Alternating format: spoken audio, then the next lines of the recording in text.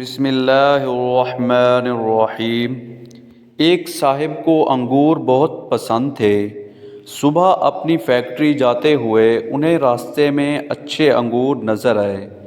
انہوں نے گاڑی روکی اور 2 کلو انگور خرید کر نوکر کے ہاتھ گھر بھجوا دیے اور خود اپنی تجارت پر چلے گئے۔ دوپہر کو کھانے کے لیے واپس گھر آئے۔ دسترخوان پر سب کچھ موجود تھا مگر انگور غائب تھے۔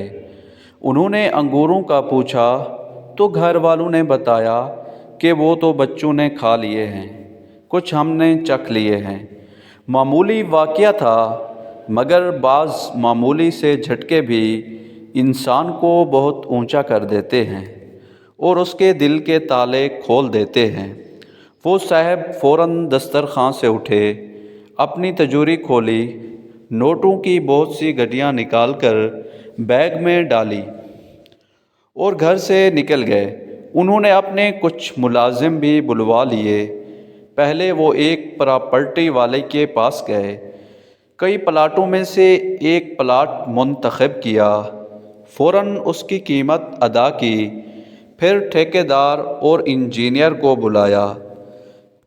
جگہ کا عارضی نقشہ بنوا کر ٹھیکیدار کو مسجد کی تعمیر کے لیے کافی رقم دے دی اور کہا 2 گھنٹے میں کھدائی شروع ہونی چاہیے۔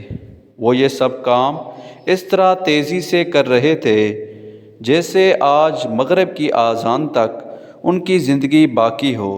ان کاموں میں ہفتے اور مہینے لگ جاتے ہیں مگر جب دل میں اخلاص کی قوت ہو، ہاتھ بخل اور کنجوسی سے آزاد ہو تو مہینوں کے کام منٹوں میں بھی ہو جاتے ہیں۔